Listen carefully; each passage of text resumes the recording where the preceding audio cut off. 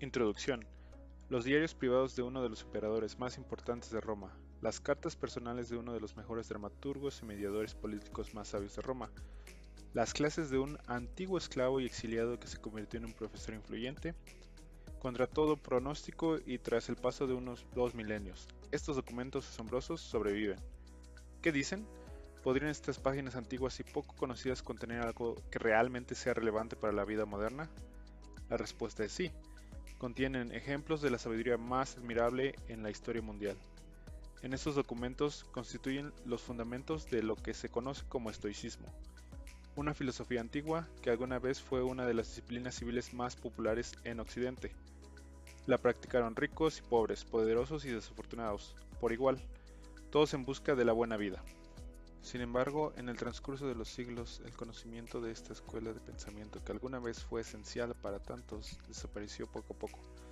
Salvo aquellos que aspiran a la sabiduría, el estoicismo es desconocido o malinterpretado.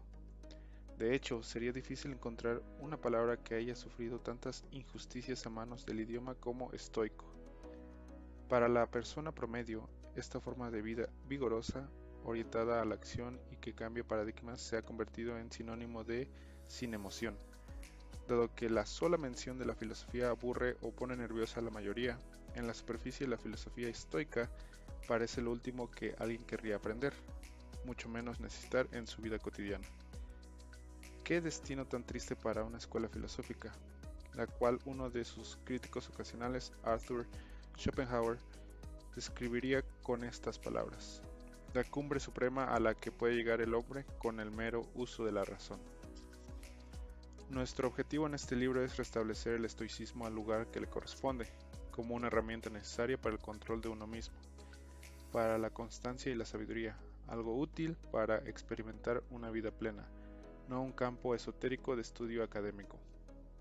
Sin duda, muchas de las grandes mentes de la historia no solo entendieron el estoicismo como lo que realmente es, sino recurrieron a él. George Washington, Walt Whitman, Federico el Grande, Eugene Delacroix, Adam Smith, Immanuel Kant, Thomas Jefferson, Matthew Arnold, Ambrose Bierce, Theodore Roosevelt, William Alexander Percy, Ralph Waldo Emerson. Cada uno leyó, estudió, citó o admiró a los estoicos. Por su parte, los antiguos estoicos no eran unos apáticos. Los nombres que encontrarás en este libro, Marco Aurelio, Epicteto, Séneca, corresponden respectivamente a un emperador romano, un antiguo esclavo que logró convertirse en un influyente profesor y amigo del emperador Adriano, y un famoso dramaturgo y consejero político. Existen otros estoicos como Catón, el joven quien fue un político admirado, Zenón, que fue un comerciante próspero, como varios estoicos, Cleantes, que fue un antiguo boxeador y trabajó acarreando agua para pagarse los estudios, Crisipo de Solos, quien fue un corredor de larga distancia, cuyos escritos se perdieron por completo, pero que contaban más de 700 libros. Musonio Rufo, que fue un profesor, entre otros.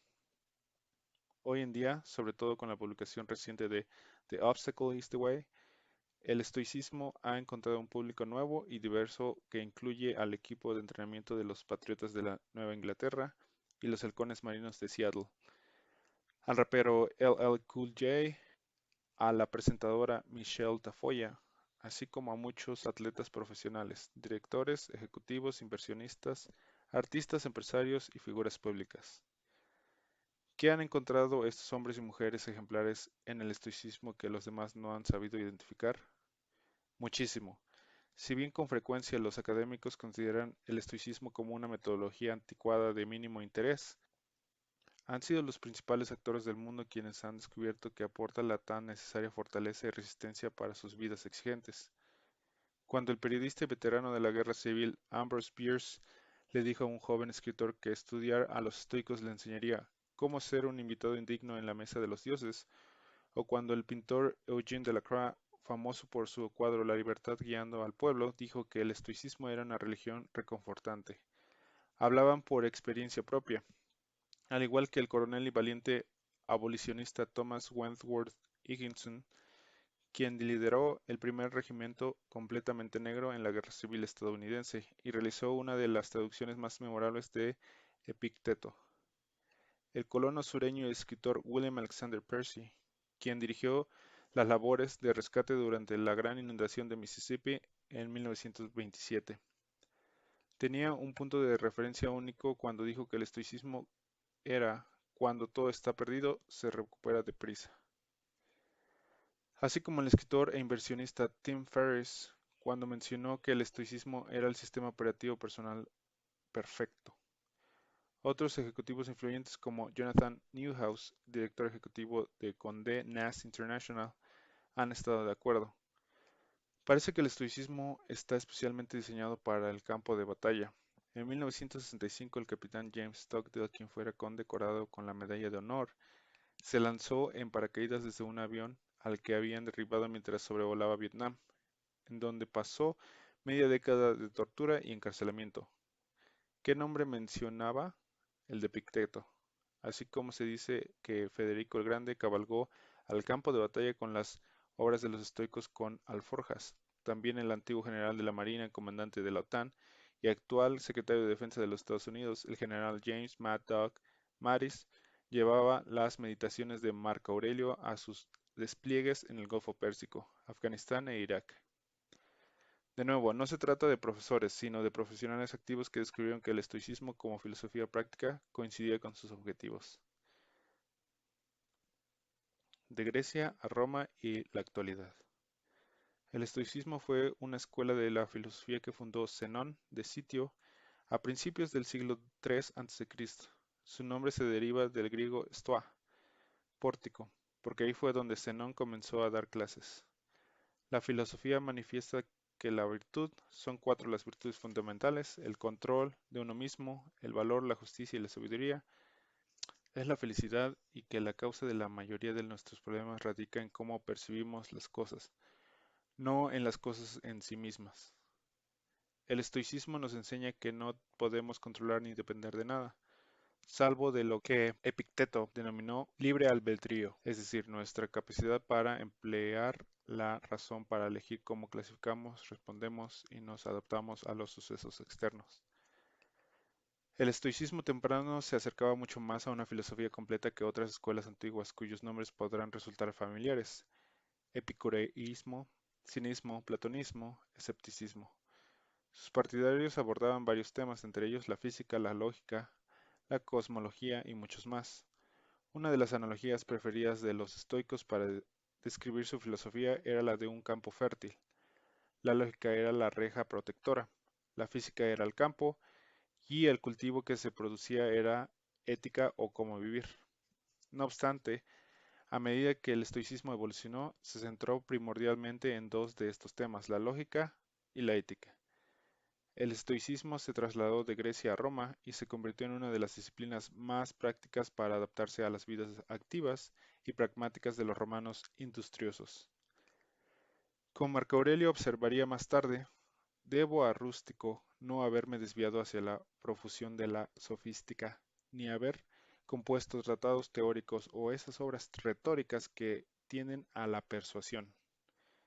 Por el contrario, él, junto con Epicteto y Séneca, se centraron en una serie de preguntas no tan distantes de las que hoy en día seguimos planteándonos. ¿Cuál es la mejor manera de vivir? ¿Qué hago con mi enojo? ¿Cuáles son mis responsabilidades con el prójimo? ¿Le tengo miedo a la muerte? ¿Por qué? ¿Cómo hacerle frente a las dificultades? ¿Cómo lidiar con el éxito o el poder? No se trataba de preguntas abstractas en sus escritos, cartas o diarios personales y sus clases. Los estoicos se esforzaron por trazar respuestas reales y factibles. Con el tiempo formularon su trabajo en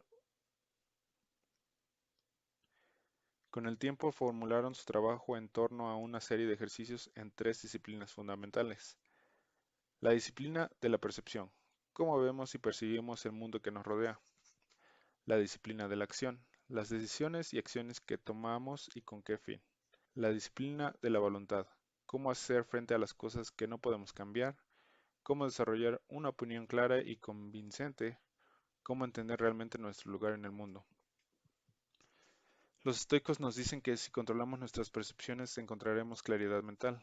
Si nuestras acciones son correctas y justas, encontraremos la sabiduría y la perspectiva para enfrentar cualquier obstáculo que se nos presente.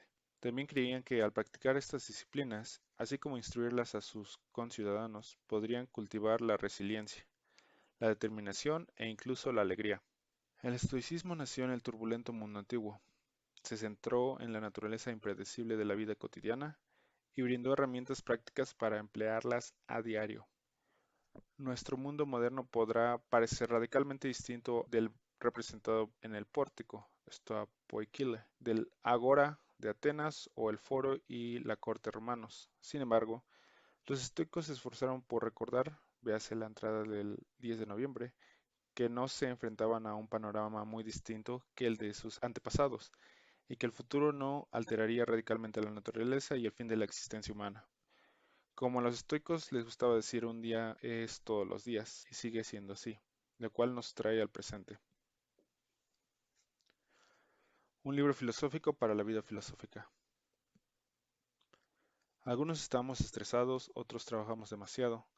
Tal vez estés lidiando con dificultades de ser padre, con el caos de una nueva empresa.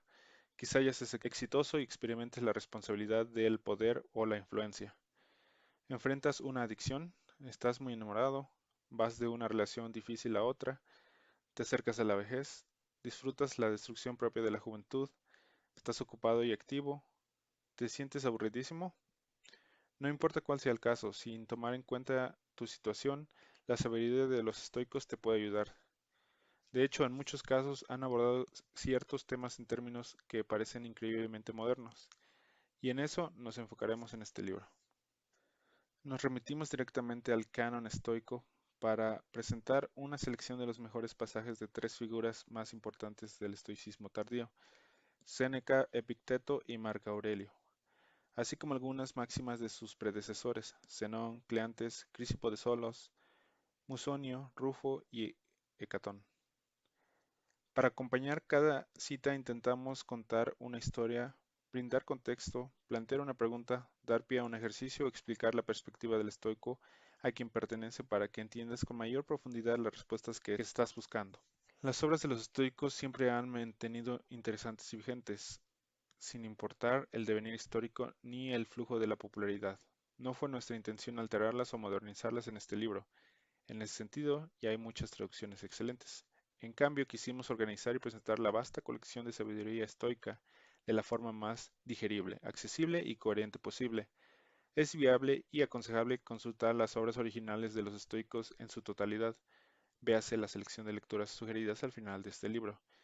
Mientras tanto, para el lector ocupado y activo, hemos intentado producir un devocionario práctico y directo, como los filósofos en cuestión, y de acuerdo con la tradición estoica, hemos añadido material para estimular y facilitar el planteamiento de preguntas trascendentales. Los estoicos fueron pioneros de los rituales matutinos y nocturnos, preparación por la mañana y reflexión por la tarde.